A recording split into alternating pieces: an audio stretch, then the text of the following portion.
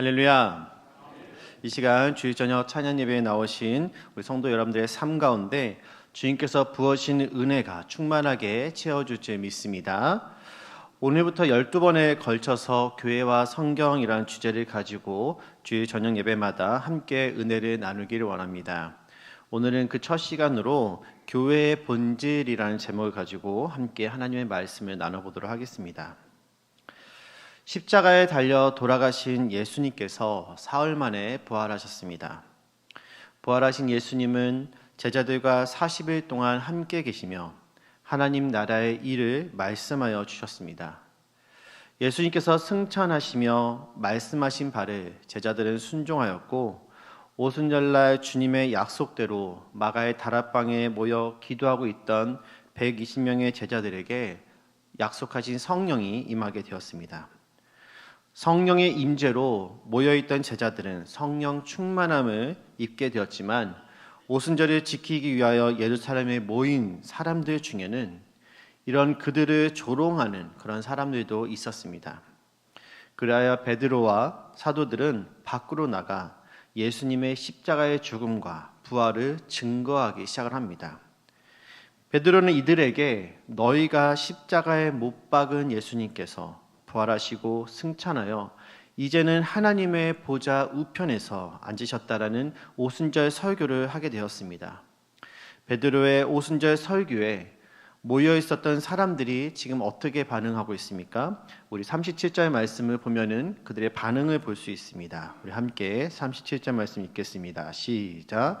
그날이 이 말을 듣고 마음에 찔려 베드로와 다른 사도들에게 물어 이르되 형제들아 우리가 어찌할꼬 하거늘. 아멘. 예수님께서 살아생전에 제자들에게 하신 말씀 중에는 성령이 임하시면 죄에 대하여, 의에 대하여, 심판에 대하여 세상을 책망하시리라 라고 예언하신 바가 있었습니다. 예수님의 예언대로 성령의 권능을 힘입어 담대하게 복음을 외치고 또 그리스도를 십자가에 못 박은 죄를 지적한 베드로의 설교에 사람들은 큰 충격을 받게 됩니다. 이들이 받은 충격이 얼마나 큰 것이었는지 이들은 마음에 찔림이 있었다라고 고백을 하고 있죠. 여기에서 찔려라는 이 헬라어 원어를 살펴보면은 진짜로 느끼는 고통을 이야기를 합니다. 그것은 모질게 괴롭히고 또 난폭하게 찌르고 예리하게 마음에 아픔을 주는 그러한 뜻을 갖고 있습니다. 이것은 베드로의 설교가 듣는 자들의 마음에 예리한 아픔을 주었다라는 것을 이야기를 합니다. 베드로를 통한 성령의 음성을 듣게 된 유대인들은 자신들이 그리스도를 몰랐던 죄, 그리스도를 경시한 죄, 그리고 그리스도를 죽음에 몰아넣은 죄를 깨닫고 마음과 양심의 극심한 가책을 느끼게 된 것이죠. 그래서 이들은 베드로를 비롯한 다른 사도들에게 형제들아 우리가 어찌할꼬 라고 묻고 있습니다. 37절에 물어 이르되라는 이 원어는 쏟아내다 라는 뜻을 포함하고 있습니다. 이들은 말씀을 듣고 또 마음에 예리한 아픔을 받아 사도들 앞에서 그들 마음에 있는 것들을 지금 다 쏟아내고 있는 것이죠. 사랑하는 우리 성도 여러분, 그렇다면 우리들은 하나님의 말씀을 들을 때 어떻게 반응해야 하겠습니까? 그들이 이 말을 듣고 마음에 찔려라고 했지만 어쩌면 우리들은 많은 경우에 하나님의 말씀이 나를 향하여 찌르는 것이 아니라 다른 사람을 향하여 찌를 때가 있습니다. 말씀을 듣고 나 자신을 보고 내가 찔리는 게 아니고 그 말씀의 잣대로 내 주변의 다른 사람들을 판단하려고 할 때가 더 많다는 것이죠. 그렇다면 왜 우리는 하나님의 말씀을 제대로 듣지 못하고 나 스스로를 향하여 찔림을 받지 못하는 것일까요? 여러 가지 이유가 있겠지만 이미 내가 원하는 말씀으로 나만의 틀이 깊게 자리 잡고 있기 때문에 하나님의 말씀을 더 이상 잘 듣지 못하는 것은 아닌지 생각이 듭니다. 마치 부모가 집에서 아무리 이야기를 해도 나는 그것이 아닌 하고 싶은 것이 따로 있어서 부모의 말이 잘 들리지 않는 것처럼 하나님께서 나를 위하여서 아무리 이야기를 하셔도 내가 정작 하고 싶은 것은 하나님께서 말씀하시는 그것이 아니기 때문에 하나님의 말씀이 잘 들리지가 않는 것이죠.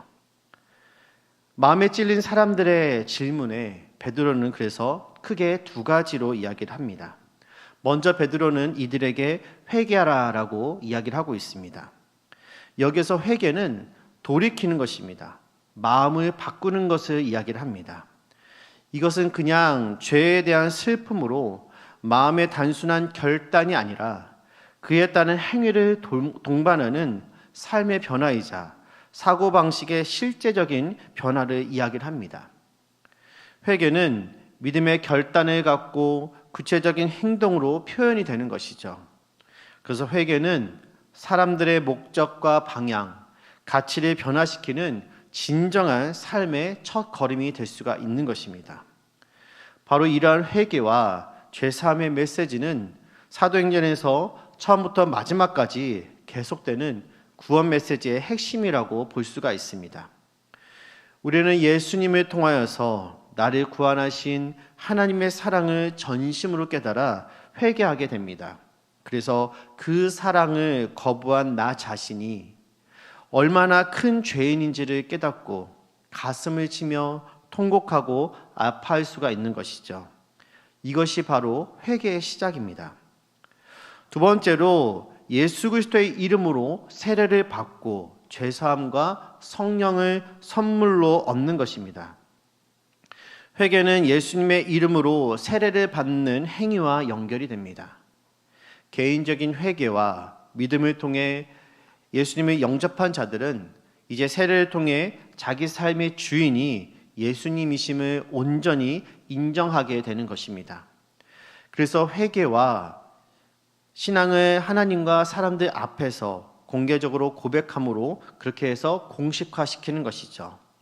사실 이것은 당시 뿌리 깊은 유대 사회와 자신의 가문에서 추방을 당할 수도 있고 온갖 핍박을 받아서 죽을 수도 있는 매우 큰 위험을 감수해야 하는 그런 일이기도 합니다. 그러나 베드로가 선포한 이 말씀을 듣고 마음의 찔림을 얻은 자들은 자신의 죄에 대해서 주체할 수 없는 두려움과 떨림으로 자신의 죄를 고백하고 회개하게 되었습니다. 그리고 죄의 용서함의 기쁨으로 지금 세례를 받는 것이죠. 그 결과 베드로의 말씀을 들은 3,000명이 회개하고 세례를 받게 되는 역사가 나타나게 된 것입니다. 이렇게 해서 모이기 시작한 그리스도인들이 초대 예루살렘 초대교회를 이루게 되었습니다. 그러므로 예루살렘 교회는 최초로 세워진 교회이기에 교회의 모습은 어떠해야 하는지에 대하여서 모든 시대와 모든 교회의 롤모델이 될 수가 있는 것이죠. 그렇다면 우리는 교회에 대해서 어떻게 정의할 수가 있을까요? 신약에서 교회를 나타내는 성경의 원어는 에클레시아라고 이야기를 합니다.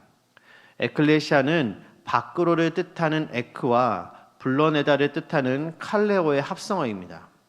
즉 세상으로부터 불러낸 하나님의 백성이라는 뜻을 갖고 있는 것이죠. 이 말은 원래 아테네 시민의 총회인 민회를 가리키는 그런 말이었습니다. 그래서 이 민회는 어떤 문제를 결정하기 위해서 부름받은 시민들의 모임이라는 뜻을 갖고 있습니다.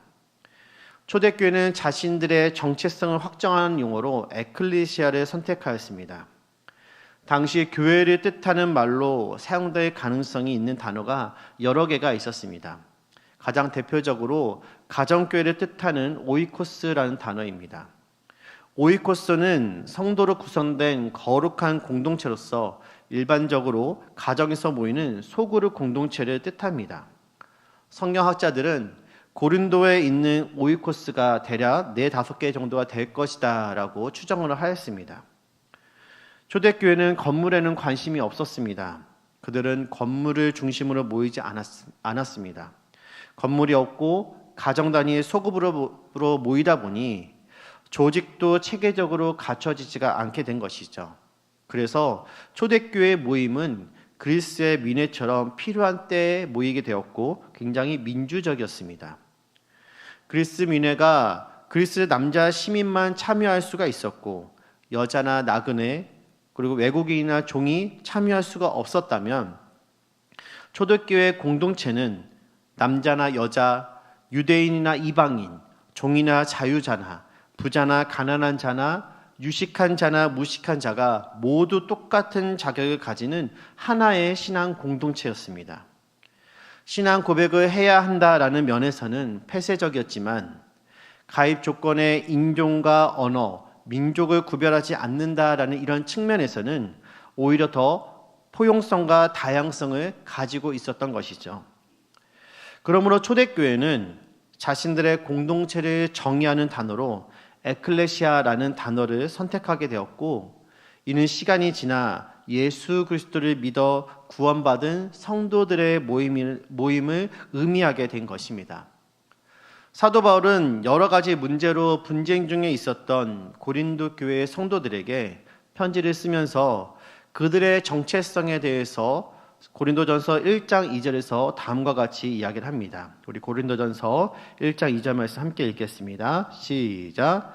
고린도에 있는 하나님의 교회 곧 그리스도 예수 안에서 거룩하여지고 성도라 부르심을 받은 자들과 또 각 처에서 우리의 주 곧 그들과 우리의 주 되신 예수 그리스도의 이름을 부르는 모든 자들에게. 아멘.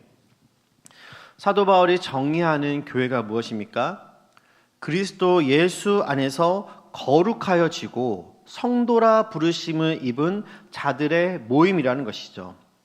사랑하는 성도 여러분, 저와 여러분도 그리스도 예수 안에서 거룩하여진 성도라 부르심을 입은 자들인 줄 믿으시기 바랍니다.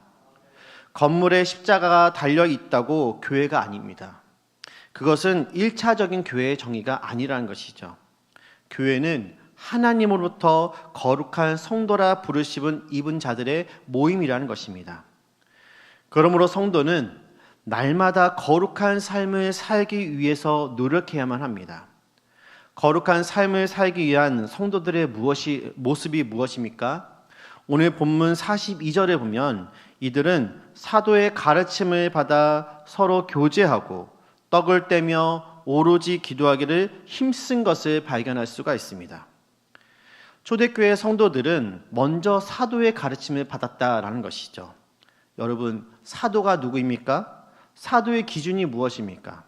아무나 사도가 될 수 있지 않았습니다. 사도가 될 수 있는 명확한 기준은 사도행전 1장 21절과 22절에 기록이 되어 있습니다. 우리 함께 읽겠습니다. 시작. 이러므로 요한의 세례로부터 우리 가운데서 올려져 가신 날까지 주 예수께서 우리 가운데 출입하실 때 항상 우리와 함께 다니던 사람 중에 하나를 세워 우리와 더불어 예수께서 부활하심을 증언한 사람이 되게 하여야 하리라 하거늘. 아멘.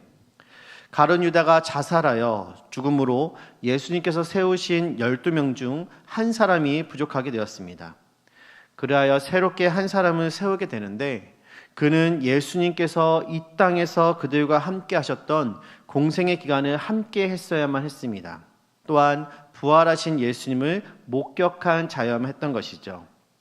이런 내용이, 이런 조건이 왜 중요하냐면 예수님의 공생의 사역들이 사도들이 가르쳐야 하는 핵심인 예수님의 주요 사실들이었기 때문에 또 이 좋은 소식의 진위를 검증하기 위해 직접 본 증인들이 필요했던 것입니다. 초대교회는 이러한 사도들을 통해서 진리의 말씀이 선포되었습니다. 12명의 사도들이 있었지만 이들이 가르친 것은 단 하나였습니다.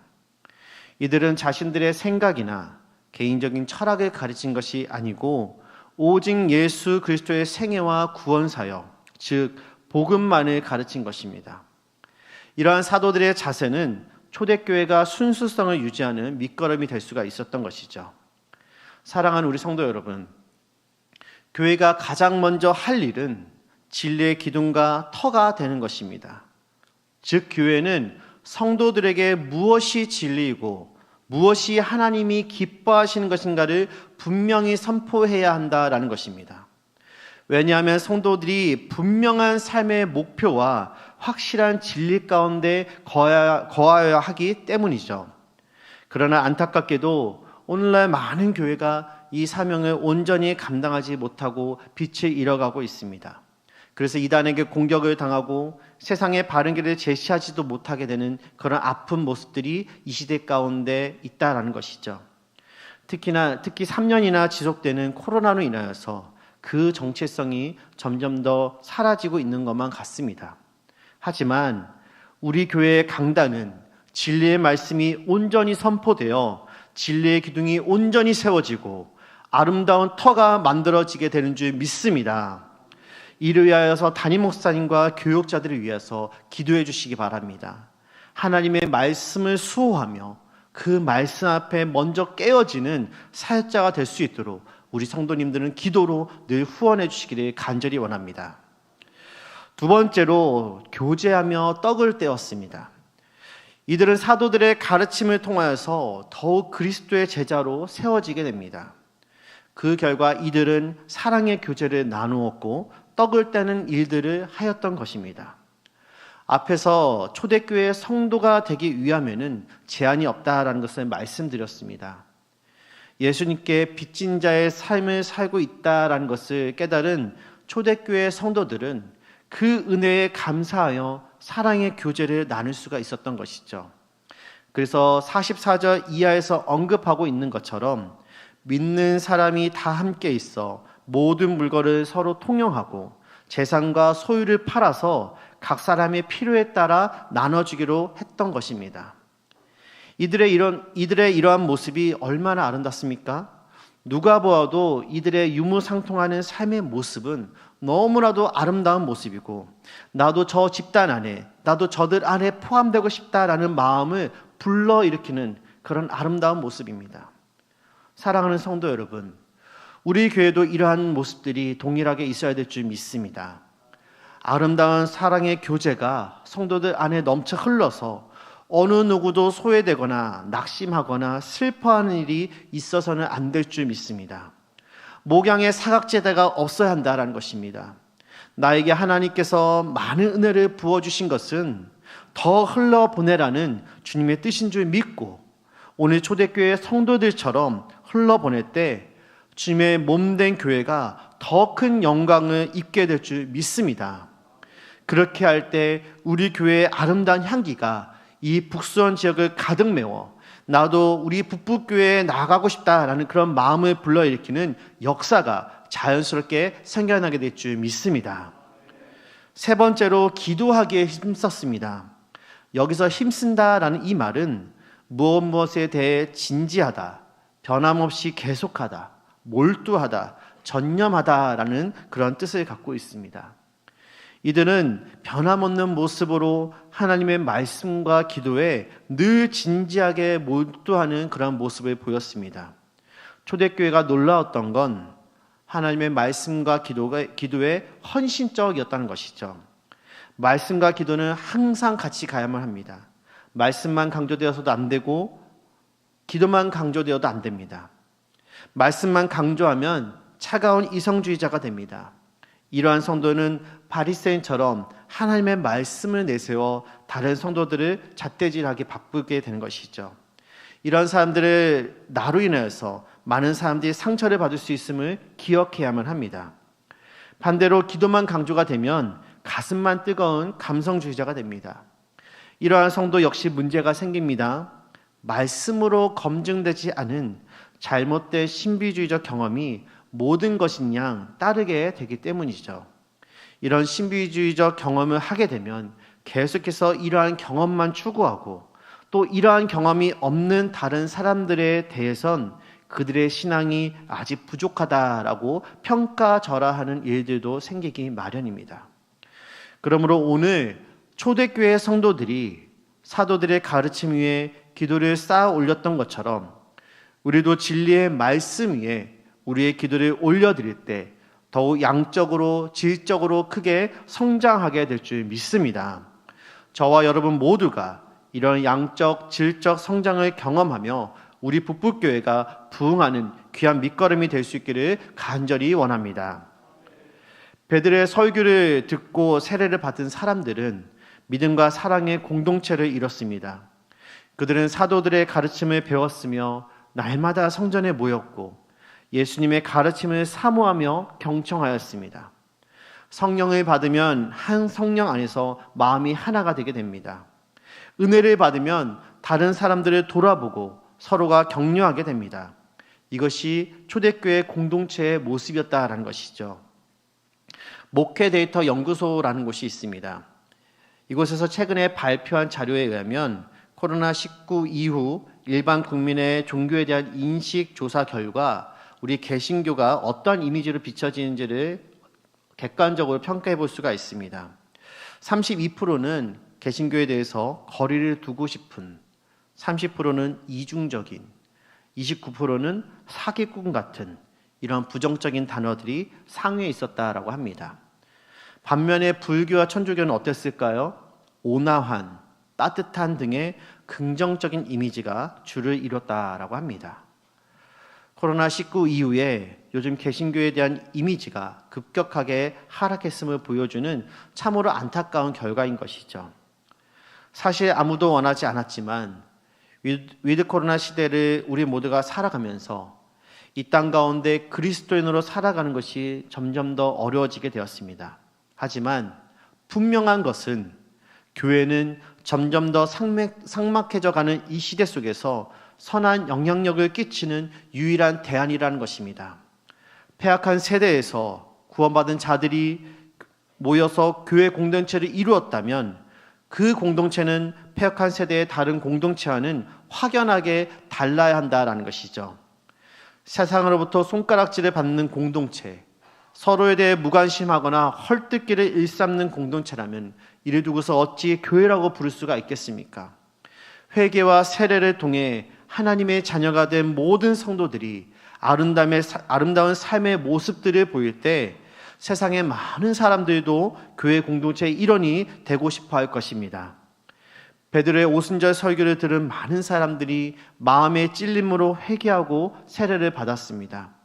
하루에 3,000명씩 성도의 수가 더할 정도로 초대교회의 부흥은 뜨거웠습니다. 그리고 그들은 오로지 말씀과 기도에 집중했습니다. 그렇게 서로 사랑하며 믿음과 사랑의 공동체를 만들어 갔습니다.